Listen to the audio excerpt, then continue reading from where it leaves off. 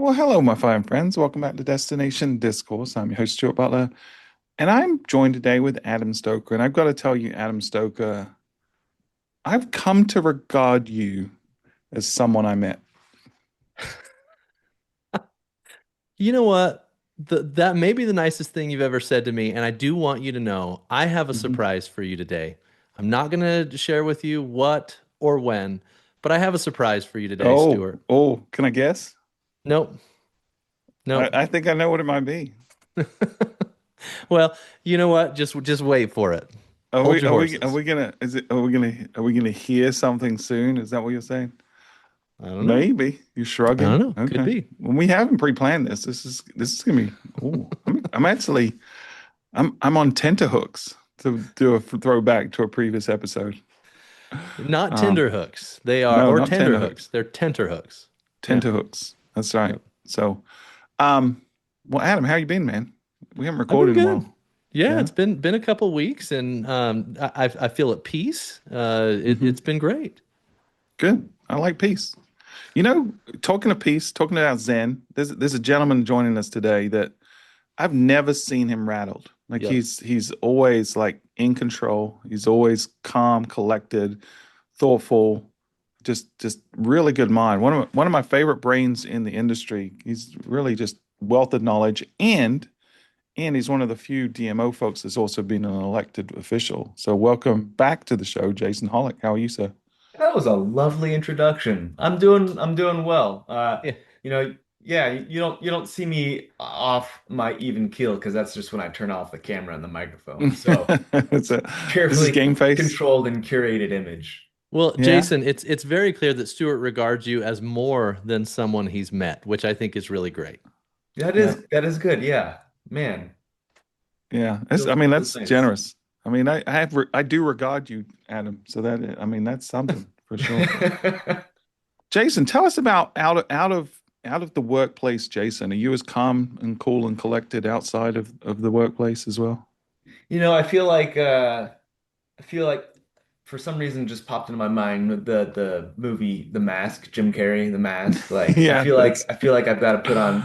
We always say in the DMO world, you got to wear like 30 different hats. I feel like I got to yeah. put on 30 different masks depending That's funny. on if I'm in work mode or whatever. So, Yeah. sometimes I'm calm like this, or other times I'll be like overly energetic because I'm also a cub master for a bunch of Oh kindergartners through wow. fifth graders. So I've got to like try to amp it up. And occasionally I'll put on an actual mask. Once a year, I'll dress up as the Grinch and let the kids throw Florida snowballs at me, which is just pantyhose filled with flowers. So that is different Wow. for sure. And then there are other times, yeah, I mean, it's, depending on the I mask, like my energy level and my feel like we got a demeanor lot changes. about the insights of how Jason Holick works right there. That is Yeah. Well, that's pretty and amazing. I got to tell you, Jason, I've been looking for movies from my past that I can watch with my kids, and The Hmm. Mask is one that I forgot about that I totally need to watch with my kids. So it might happen this weekend. There you go. Yeah, It's a pop good some movie. popcorn. Yeah, all the Jim Carrey ones from that era were great, right? So Yeah.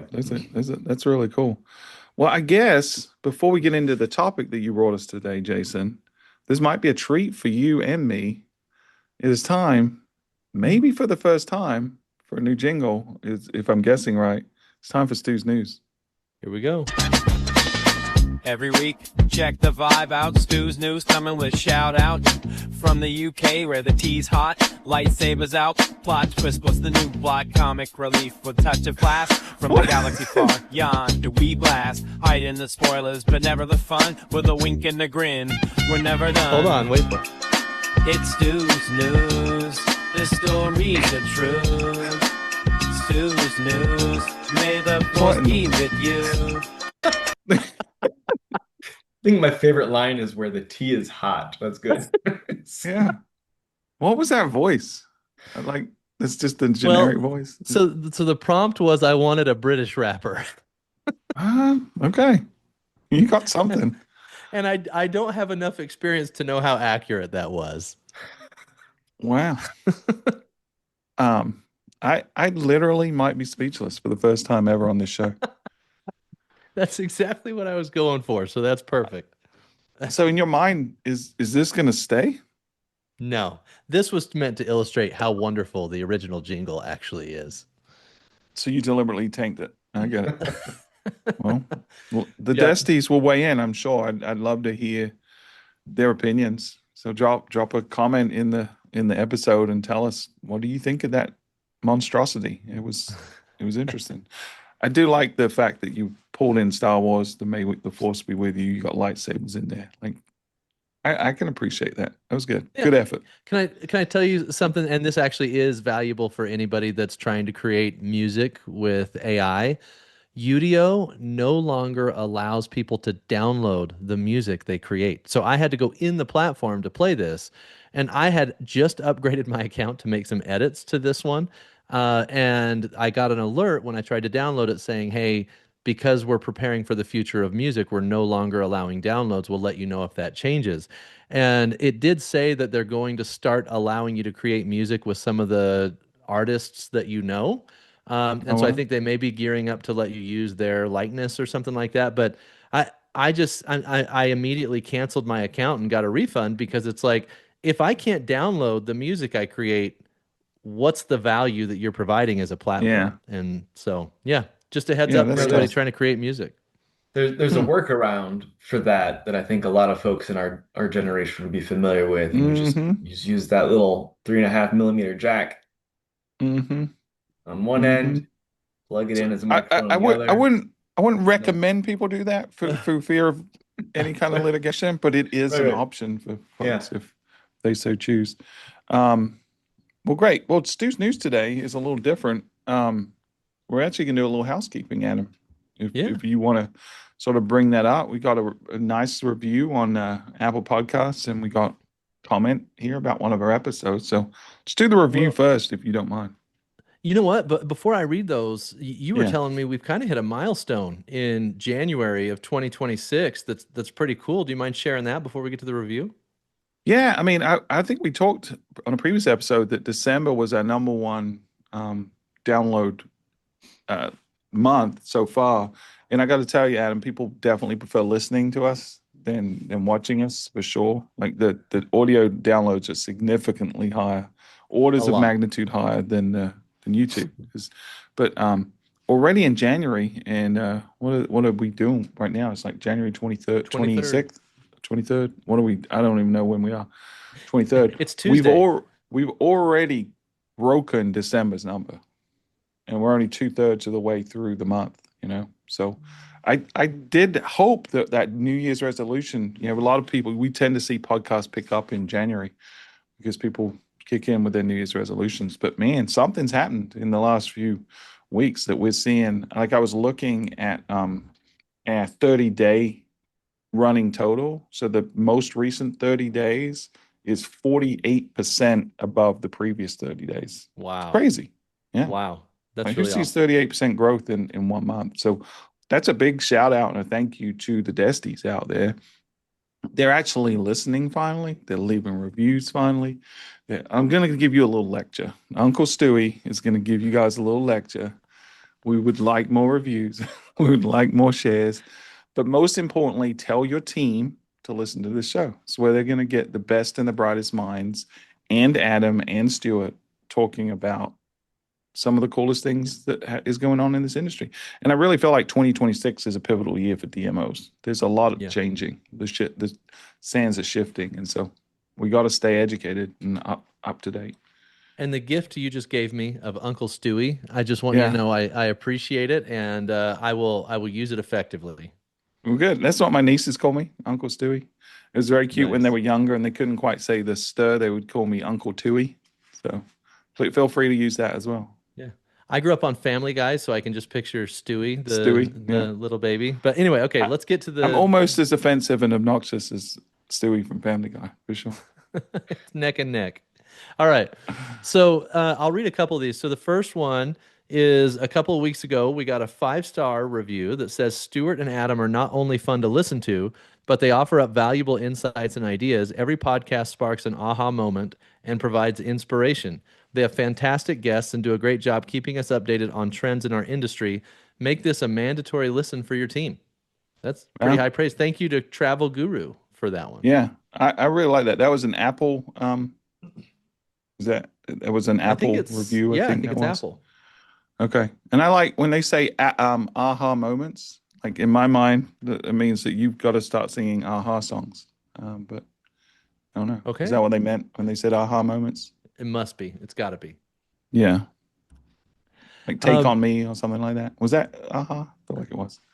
that's before my time, Stuart. I'm sorry. I don't think that's true. That came out, I just Googled it. Yeah, 1985. That is not before your time.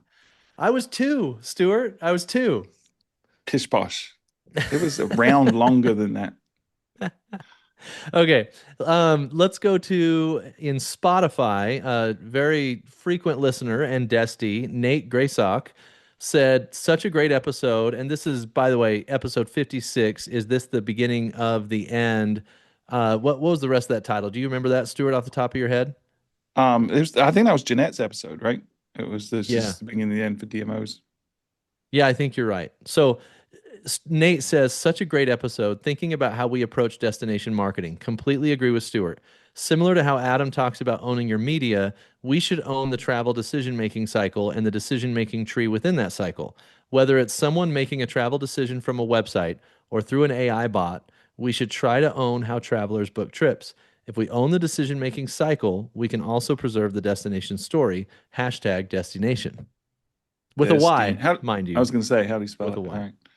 Jason, any initial reaction to what he's saying? You obviously don't know the episode, but we were talking about how AI is disrupting a lot in what is our role in that future, and are we the source of truth? Should we really control what people hear, and do we get further into the funnel of the actual transaction, things like that? So, any initial reaction to you on that?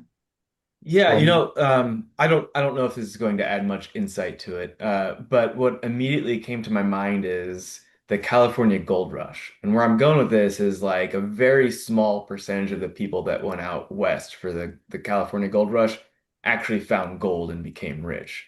It was the people that went out that supplied all the tangential services were the ones that really made the money, right? yeah, Like the Picks people and pickaxe selling shovels. sellers and stuff. Yeah, shovels shovels, and pickaxe. Yeah. inventing Levi's jeans and all that stuff. So Mhm. depending on your destination where you are, maybe it's not that gold. Maybe it's not that transaction. Like we're not gonna own the transaction piece.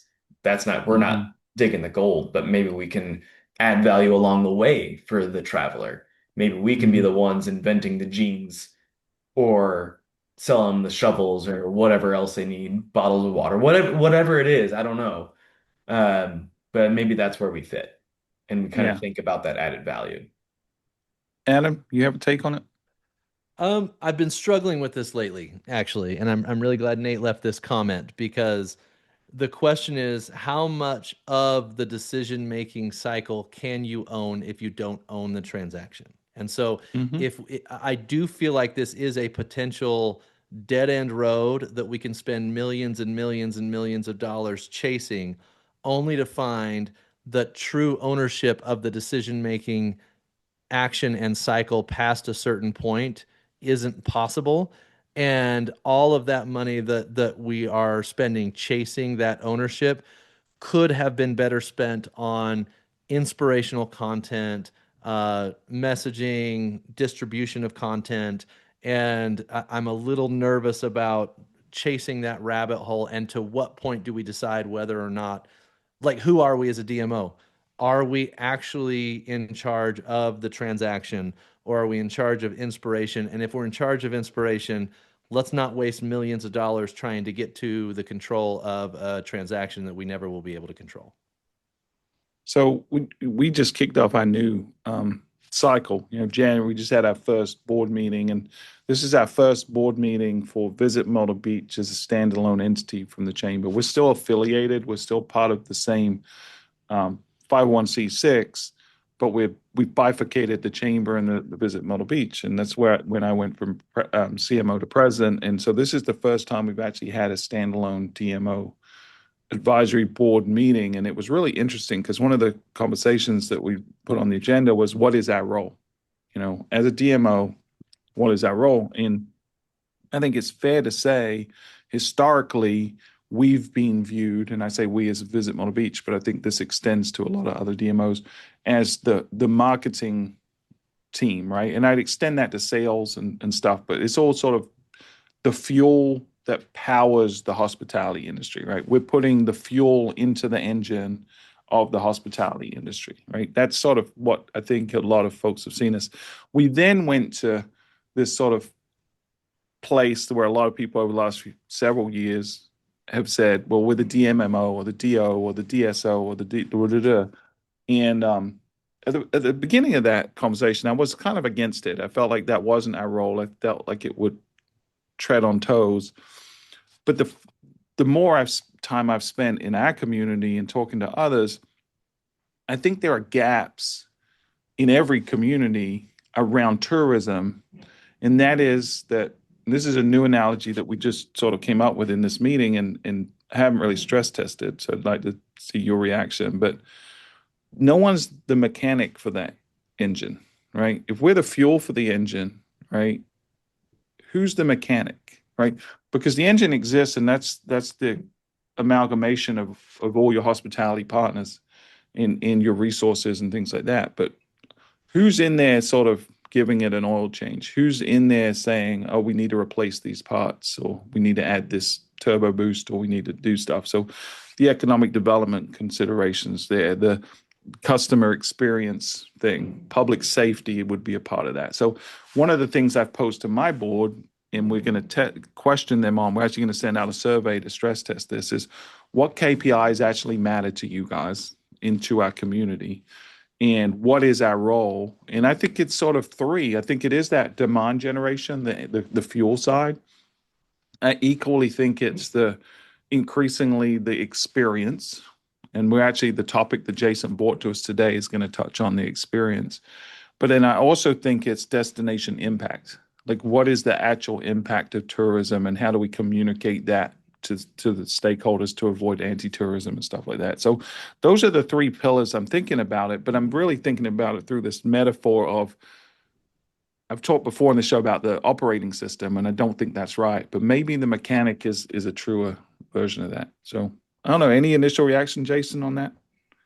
Yeah, I think I mean, I'm always down for like an analogy or visualization or metaphor, anything like that that helps paint a picture in somebody's mind. So I think you're onto something, and it's similar to how we approached our 3-year strategic plan, three different primary strategic objectives or pillars. We could do another show on that in the future if we want to, but We'd love but to. we, contractually with Osceola County, we have to focus on driving visitation. So Mm-hmm. that's kind of a primary strategic objective, but we realize we can't really do that effectively without brand awareness, because there's no other entity that's going to brand and maintain a brand for Kissimmee, Mm-hmm. for Osceola County.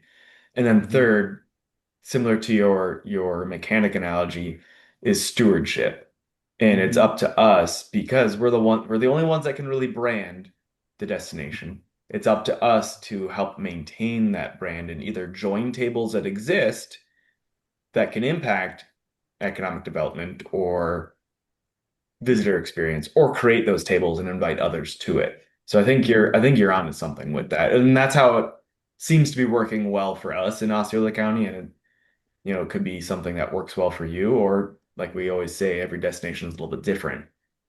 Yeah. Yeah. I Well, I kind of want to take the Anna? other side of this. I Mm-hmm. I feel like this engine analogy could become another never-ending quest, Mm-hmm. because there are so many different pieces to the engine. There's so many different factors that if the destination truly is going to attempt to be the mechanic, I think it's a very difficult road to tread. And so instead, and it may even be right. So I'm not saying it's wrong. I'm saying for the industry as a whole to try to embrace it, I think that's going to be a very difficult thought process. However, I'm in an attempt to simplify what is our job. I think everything rolls up to get as much attention as possible and build trust. Trust between the community and the tourism industry, trust between the visitor and the experience they're going to have, trust between the board and the DMO. Like, it really is just as simple as the DMO's job is to maximize attention and leverage that attention to the ultimate degree to build trust between all the different parties who touch the tourism economy. And if you can do that, you're going to be successful. And trying and Stuart, I'm definitely not trying to like minimize your thought process here because I agree with the principles of what you're saying. I worry about the industry as a whole chasing it because I think it's going to get very complicated in a lot of destinations. And I think there's going to be a lot of side quests that end in dead end roads. And so I think just the simple nature of what we do as destinations is get as much attention as possible and build trust as soon as we get it to all So parties I involved. so couple of things. So one I think you overestimate my voice in this show's impact, right? I don't think anyone's about to say, yeah, we're all going to rally behind this metaphor. But um, what's missing from what you're saying, I agree with you. Trust is a necessary ingredient if we're going to be successful, right? We've talked a lot on the show about how Visit Myrtle Beach is embracing this concept of radical collaboration across our entire community. We're working on a community-wide strategy led by our partnership Grand Strand, which is our foundation organization, that we're not leading. We're just convening the community around that, right? So I think trust is important. What's missing from what you're saying, if the mandate is to essentially promote and collaborate, is what you're saying, like build that trust internally, where's the vision coming from? Where's the actual plotting of the map coming from, right? We're going to do a car analogy. Who's responsible for the GPS at that point, or even the destination? So I think there isn't someone. We've looked around in Myrtle Beach, right? We have economic development group, but they're focused on non-tourism industries primarily. They're manufacturing and technology and stuff like that. There's no one saying, hey, it would be great to have a sphere in Myrtle Beach. Let's go talk to the folks that built the one in Las Vegas and see if they could bring here. Or no one's saying, hey, we need this kind of hotel product. Who's going to go out and talk to So those economic folks? development isn't chasing that. No, because and a lot of times it's not specialized, right? Like that. Like for us, our economic development group is focused on diversification of the economy. It's not focused on hospitality. Hmm. And our city individually will reply to inquiries coming in, but no one's sitting down as a community and saying, hey, what's the next 20, 30, 40 years of tourism look like? What do we want tourism in Myrtle Beach to be in 20 years? No one's really the lead or the convener on that. And so I think that has to be the DMO. Has to be. Yeah. Yeah, I think that's fair. I also think that we need a new incentive structure to incentivize DMO leaders to think that way then, because we're incentivized on how do we perform this year, which disincentivizes everyone to look forward. And so, yeah, I love it. I love the idea of it. I'd love to see the Yeah. incentives change accordingly. Well, maybe we get Nate on the show to talk more about this question so we can actually flesh this out. And Jason would love to have you back to talk about your strategic plan, especially selfishly. We're embarking on ours now. So I'm going to need smart people like you to come and help coach me on what to do and what not to do along the way. So I'd be happy to chime in. I can't promise it'll be smart, but I'll do my best. I believe it will. Just put on your smart mask and you'll be okay. So let's segue a little bit into the topic that you brought. We're already halfway through the show, and so we probably need to get into the topic, right? But we already sort of touched on it, right? Which is the destination experience, and we want to talk about it initially through a specific lens of water safety. And I know you and Kissimmee are doing a lot of work around water safety. By the time this airs, I think some of your campaigns will be public. They're not as we record, but let's just what when we reached out to you, I'd love to get a little insight into why was this the topic that you thought was the most important or burning that you wanted to talk about on this show. That's a good question. So I've shared it with some other destinations in Florida, and to my knowledge, no one has kind of embarked on water safety from a DMO perspective, at least not in this way. And there was a lot of interest from other destinations in Florida to kind of see what we're doing, to see if it's something that they could carbon copy. And I know Florida has lots of water, natural bodies, backyard pools, all that stuff. So there's naturally going to be a lot of interest here, but we're not unique in that. And Myrtle Beach has plenty of coastline. There are others out there. So I thought maybe if we could share a little bit of how we're approaching it, somebody could kind of iterate on that. And if we're all working on this, then we can kind of learn from each other. So I just want to share where we're at. And Yeah. Can I ask before you jump into the sort of yeah, that rabbit hole a little bit, what was the catalyst? yeah. How did this come on into your radar, and what was it that led to you creating this initiative? The topic actually first came up, I want to say probably close to 2 years ago. We started our Kissimmee Cares Committee, which is kind of like the philanthropic arm of the organization. And one of the community leaders that sits on the Kissimmee Cares Committee suggested maybe we look into something with water safety because there have been lots of unfortunately drownings in pools. Um, because there are so many pools in Florida. And so we kind of sat on it because we didn't see immediately the intersection between that and the visitor economy um, until more recently when we were looking into some of the reporting that the Florida Department of Health and other entities makes available publicly. And we saw that, this is something that does impact some visitors because we have lots of backyard pools in vacation homes, especially in Osceola County, where we've got tens of thousands of units available that are purpose built for visitors, and they have backyard pools, some of them, or they have resort style pools that might not have um, professional supervision and lifeguards.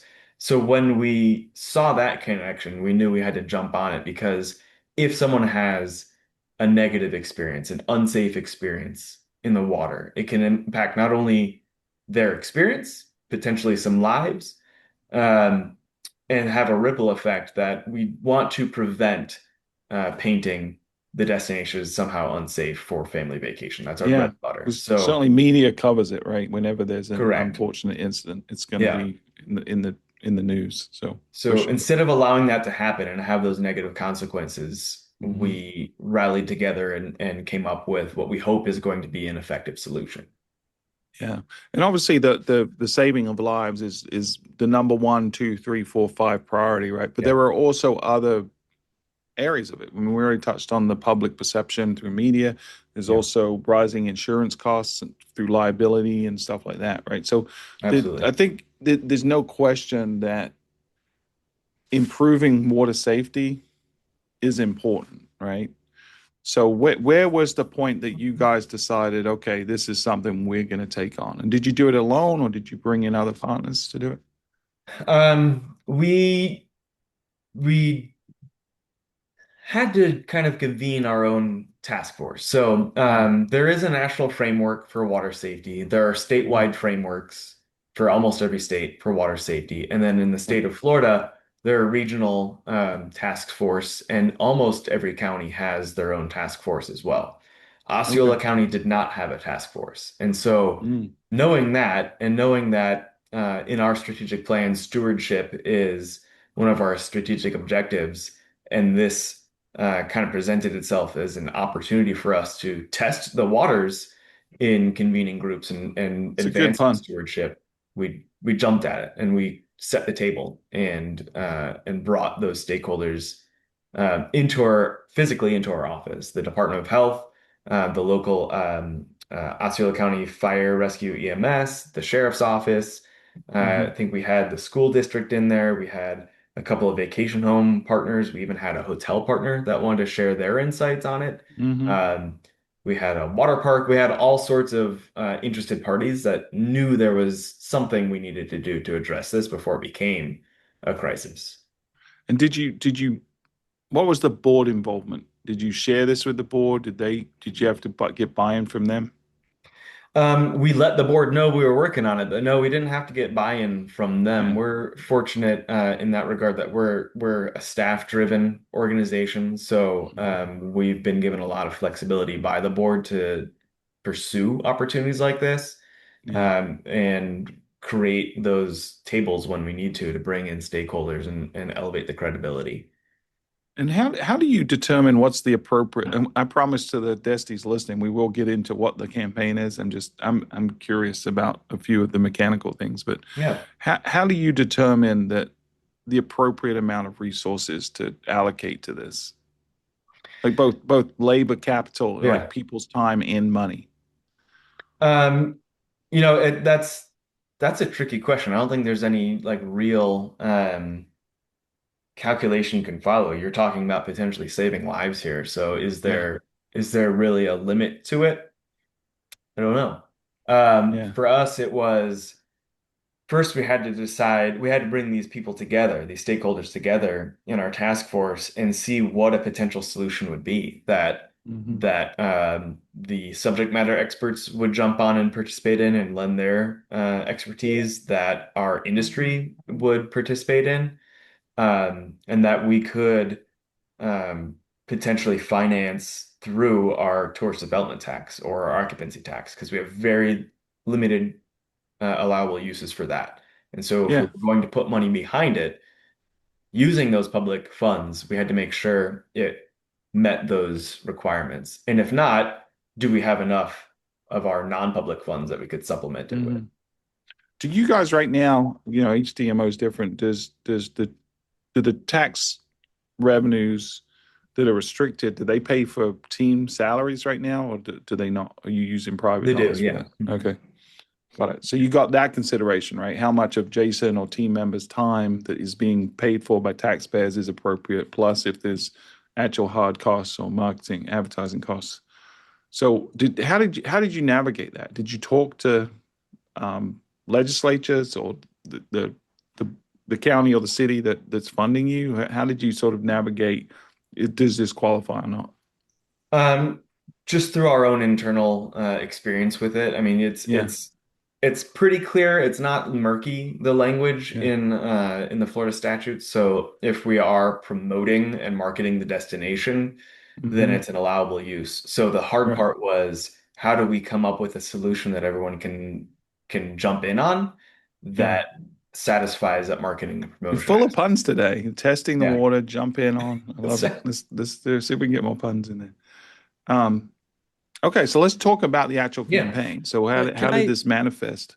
Yeah. can I Yeah, ask one or sure. address one Sure. thing that Jason said? Because you said one thing that I want to kind of just set as a word of caution for those that are listening, and that's that Stuart asked the question, well, how did you decide how much funds to put towards this and get everybody on board? And your response was, well, when we're talking about saving lives, it's kind of whatever it takes, right? And the thing that I want to just make sure that I say here as we're thinking about budgets is the danger there is we're working off the assumption that the efforts we're going to make are actually going to change the volume of lives lost, right? And so I do think there is some sort of a breaking point where it's like, okay, we know that by engaging in these efforts, we've decreased loss of life by this much, and that's what ROI looks like to me, right? And so we're probably still going to have to make those kinds of cases of we believe that if we invest this much money, we can change the trajectory of and by I'm not trying to catastrophize the situation. It's not like millions of people are dying in Kissimmee. That's Yeah. not what I'm saying, but you still have to make the business case, right? That Yeah. if we Yeah. do this, we believe this will be the outcome, and then you're reporting against that outcome after the fact. And I just want to make sure everybody that's listening understands that, because if we just go off of, well, if we save lives, there's no limit to what we can spend, and in reality, we don't know if we're actually influencing whether or not we're saving lives. Right. So that's And that's I just didn't a mean to gloss clarification I want to make. over, I didn't mean to like gloss over that response either, because I think when we get into the details of how the initiative is put together, you'll see that the investment is actually kind of minimal, because Hmm. there are so many stakeholders that want to jump in and use kind of a combination of owned media and earned media to get this over Yeah. the finish line. And And it's a so, shared responsibility for sure. correct, That yeah. makes sense. So it's more about using the resources that are already in play than it is about throwing money at the problem. Yeah. Um, Right. And and I'll push again, it's back on not a Adam a problem, little it's bit. kind of throwing it at this prevention tactic. I think Adam, the risk in you sort of, I mean, you didn't say this, and I'm being a little hyperbolic, but it almost sounded like you were saying a KPI for success is how many people died in your, or didn't die in this case, in your community, right? It's not quite what you're saying, but it's sort Yeah. of implied in it. And I'd caution people against that, right? Because then when there is an unfortunate incident, you run the risk of, which inevitably is going to happen, regardless of how much effort you put in. Yeah. It's gonna, you can never really measure how many lives you actually saved. It's kind of like autonomous vehicles, right? We all Yeah. know logically they're way safer than human drivers. But as soon as there's one Waymo accident, everyone freaks out and wants to put pause, even though the people that were lives were saved, we will never be able to count. But there were probably 20, 30, 50, 100 times as many people saved as just died. So I think you've got to sort of start with the premise that this is a positive thing, regardless of, and it will influence the outcome regardless of the actual outcome. Because I've been in Myrtle Beach for 26 years, and unfortunately, every year people lose their lives in bodies of water, whether that's the ocean or pools or home pools or natural bodies of water. And there's ebbs and flows to that, right? There's certain times and years where there's more and less. So I don't know that I would Yeah. encourage people to measure that as a Yeah. KPI. Based on time, I don't really want to like I do have some pushback there, but I don't think it's worth going down that rabbit hole when Jason hasn't unveiled the campaign that they're developing. So We're 40 Yeah. minutes into the episode. yeah, So I it's want to get to Jason's campaign, and then if we have time later, maybe we can debate a little bit more about that. Okay. Let's do it. And it'll actually the campaign, the initiative itself is very simple. So once I explain it, be like, oh, that's it. Cool. Yeah. Anyone can do that. So that's kind of the idea. And the concept behind it, the overall framework actually came from one of the folks at our task force kickoff meeting. So we brought all these people in and we structured this meeting as kind of like a blue sky brainstorm session. We wanted as many ridiculous ideas out there as possible, knowing that something would stick, which is really not how a lot of these folks typically work in government. They're much more practical than that. So we kind of opened the curtain and said, this is how we work in the DMO and marketing world. Just throw some ideas out there. I'll start by saying, let's just rent a bunch of banner planes that fly over pools and say, hey, supervise your kids. And then we got good ideas after that. And that good idea was what we're settling on and launching next week. And that is, it's all centered on the most simple part of visitor behavior that we can influence, right? So they're the ABCs of pool safety. There's adult supervision. That's the thing that we can reinforce through messaging. There are pool barriers. That's not something that we can personally install, but we can reinforce the importance of making sure that they are still in place when people are at those rentals. And then the C, I think, typically deals with kind of like classes, like taking swim lessons. That's not something realistically that somebody's going to do on a vacation. So that one we're not going to necessarily touch. We're going to touch the two that we can influence in visitor behavior in the most simple and straightforward way possible, which is kind of like a kind of a fun PSA video. If we can get people to watch a video with an incentive after they complete it, to know that they finished it, then maybe we're going to get this message through. And that video is going to reinforce the importance of sober, intentional adult supervision. And so there's this program called the Water Watchers, if you guys aren't familiar with it, where there's a designated water watcher that would have like a lanyard or a wristband. And that is the visual cue for all of the kids or whoever's in the pool to know this is the person that's watching me that's responsible for supervising me. And that person has 15, 30-minute shift.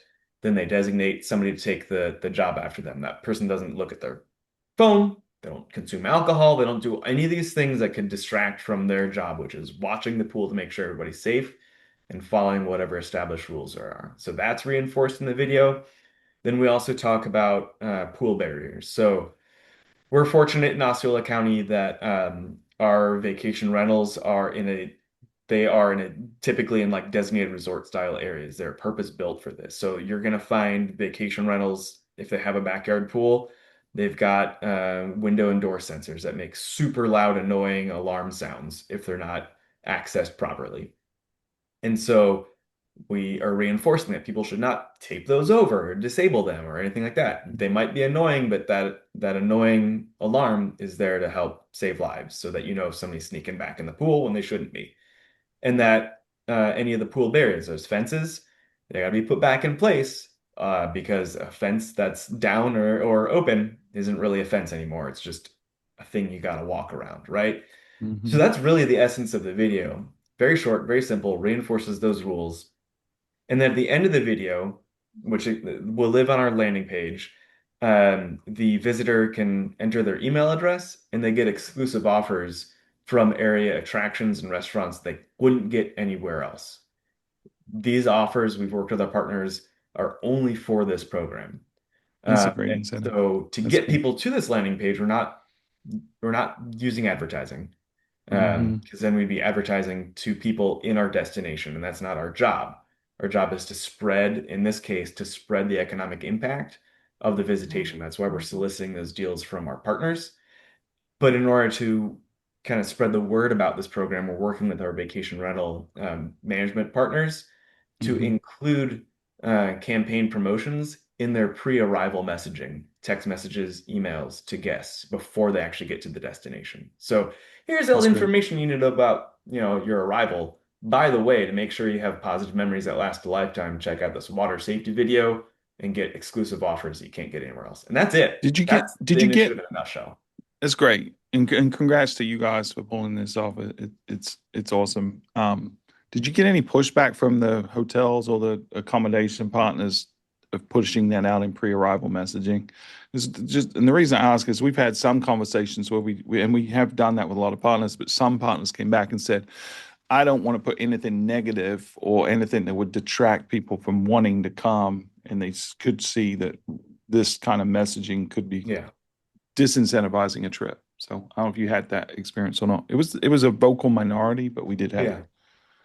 No, fortunately, we haven't run into that yet. I mean, there's always, whenever you're talking about safety or like Hmm. accessibility or anything where there are laws associated with it, potential liability, there's some hesitation from some Hmm. partners. We're not Hmm. requiring anyone to participate in Yeah, this.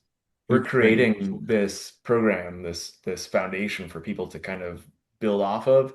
And if they Yeah. want to participate in it and be part of the solution, that's our invitation.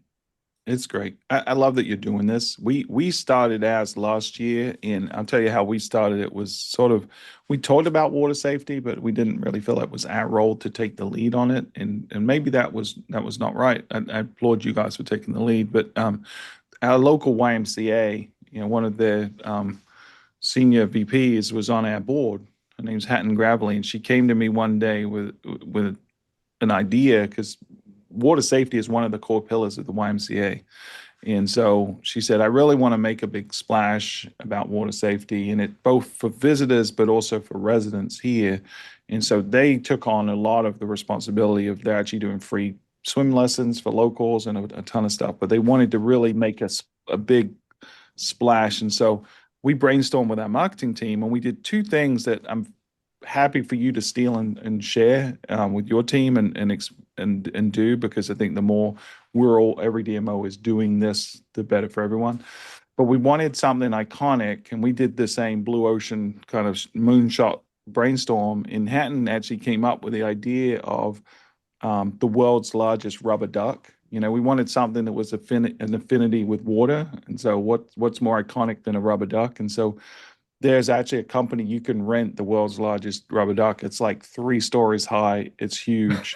And so we brought that for Water Safety Week into Myrtle Beach. And I'm telling you, people went bonkers for it. The media went bonkers. People were doing photo ops. Everyone that owns a Jeep within a 200-mile radius came and wanted to take a photo with the rubber duck in their Jeep. Like it was one of the most viral things we've ever done locally. Like it was crazy. And it wasn't that expensive.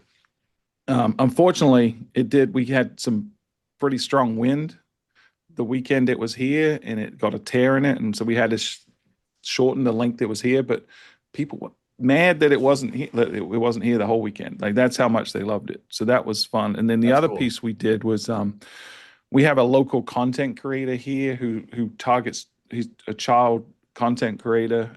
He's called Handyman How, He's, just a regular YouTube content creator, but he's doing kid-friendly content. So we had him come and work with the YMCA and do a whole video and push that out on his channel, and it got like hundreds of thousands of views, as well as doing the more serious ones as well. So I would say to anyone listening, definitely try to get the media attention, because our voice is only going to go a certain way. But having a hook like a world's largest rubber duck or something like that gets the media to tell the story for you is important. And then having content creators join in the party as well. Those were really effective for us. That's great. You're welcome Yeah, to steal I love both that. ideas. I like Yeah. The rubber thing that I duck. like about that, Stuart, is you added kind of a layer of UGC to it, Hmm. right? Like Yeah. people are going to come and take pictures with the world's largest rubber duck and all this kind of Yeah. stuff, and the word gets spread, right? And so Yeah. I think that's a great addition to a water safety campaign, because it's like you actually found a way to make it desirable for the visitor. Yeah. Nobody wants to talk about water safety. It became a fun thing, right? And we had like a Yeah. splash area where you could come play with water around the dock, and we brought in local hospital to come and do, you know, to talk to the parents while they're there. Like that, we didn't do it to the degree that you did, Jason, but we brought together a coalition of folks. I would definitely recommend you talk to your local YMCA to be a part of this, and do the more of that training and local focus, because it is one of their pillars, and they might have resources to help you out. We've talked to them. It was after the task force started, but we've looped them in. So yeah, Yeah, that's great. conversations are ongoing. This is just phase one. Our Yeah, hope is that it kind of expands, but that now that the task force has been created, um, another Department of Health or other entity will take it on and keep it going. yeah. And then if people want to see this campaign, you said there's a landing page, and that will be up by the time this launches. Is there Yeah, somewhere they can go? as soon as it's up, I'll get you guys the link. Maybe we can drop it in the We'll put it comments in or show notes. Yeah, whatever. Yeah. that'd be great. If anyone's interested in seeing Visit Myrtle Beaches, I think it's visitmyrtlebeach.com/splash safe is what we called that campaign. So you'll see some of our videos and some of the photos there.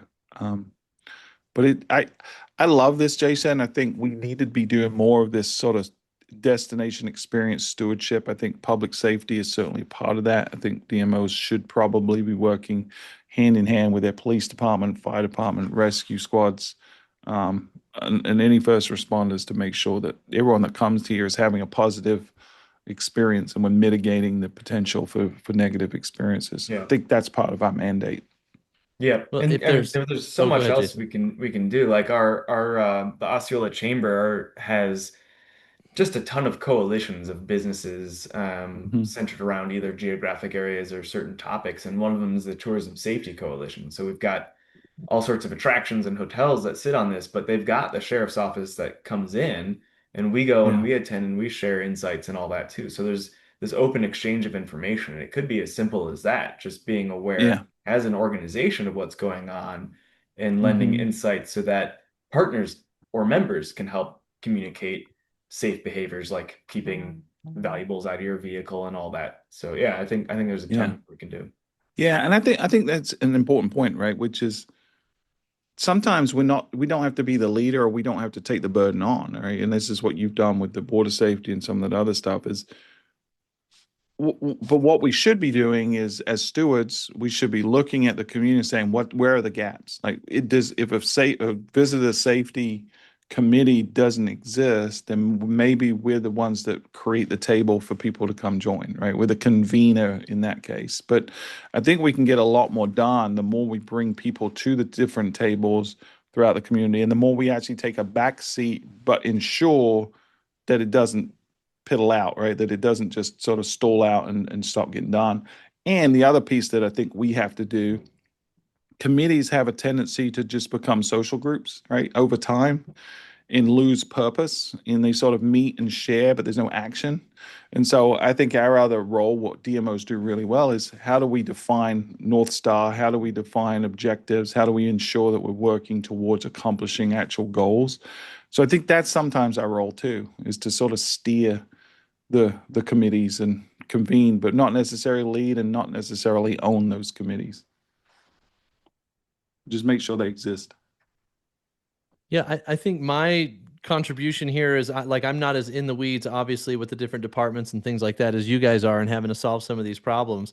But if there's anybody questioning whether or not the DMO should be involved in public safety or public safety messaging, it goes back to what I said at the beginning.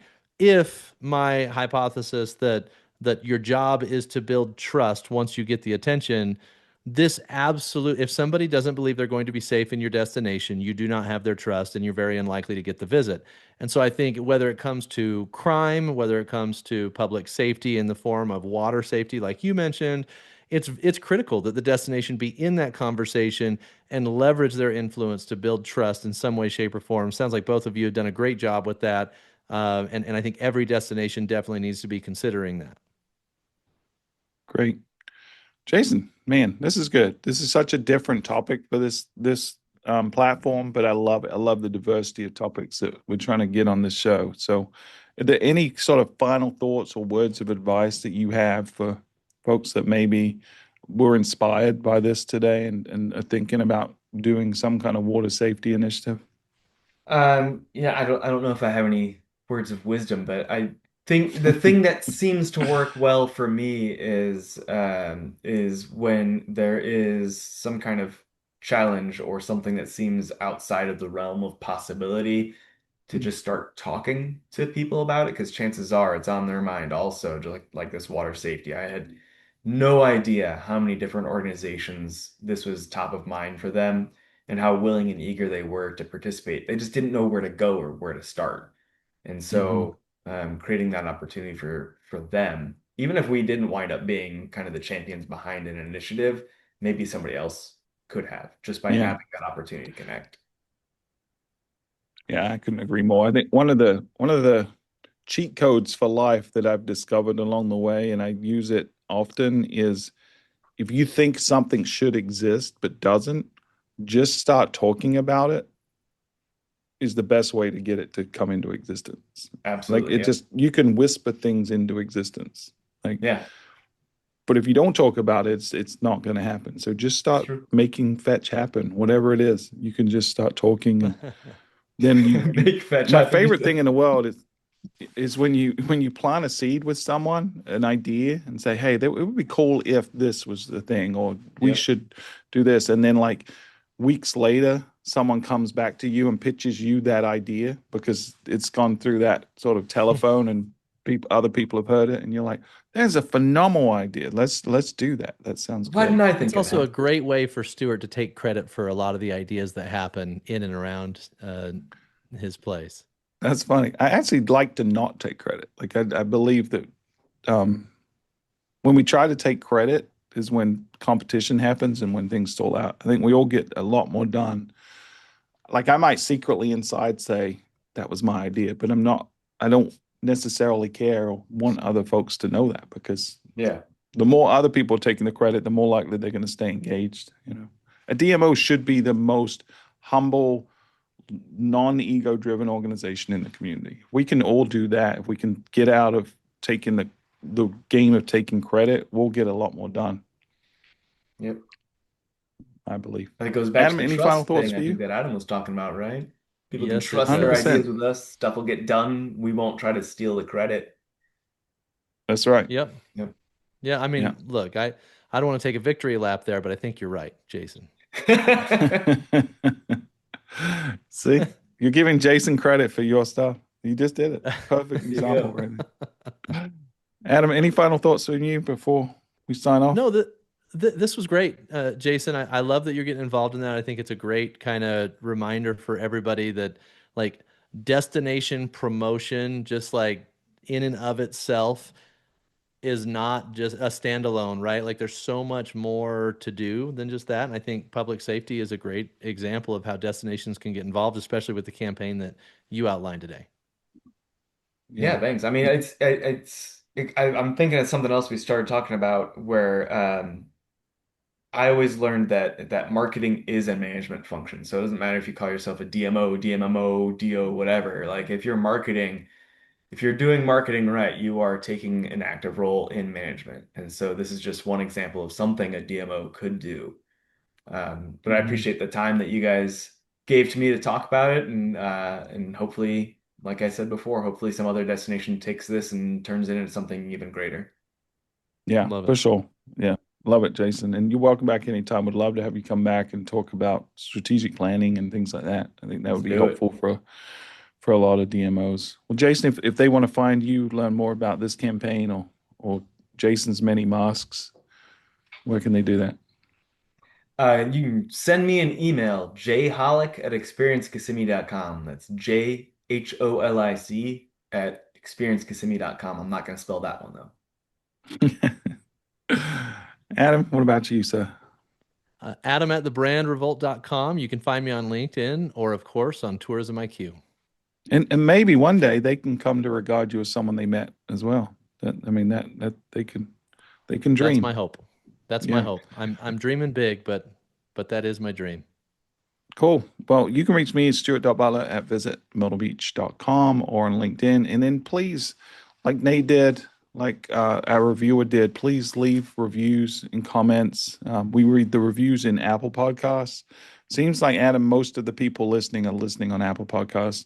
Then we have a handful too. And I think some of our biggest desties are in Spotify, and they like to Yeah. leave comments on individual episodes as well. So we're monitoring both of those. And so if you drop a line in there, we'll read it out or have a discussion on the show. And thank you for listening, Desties. You're our favorites of all our audiences for all the shows that Adam and I do. You're our favorites, right, Adam? 100%. All right. Until next time, this has been Destination Discourse.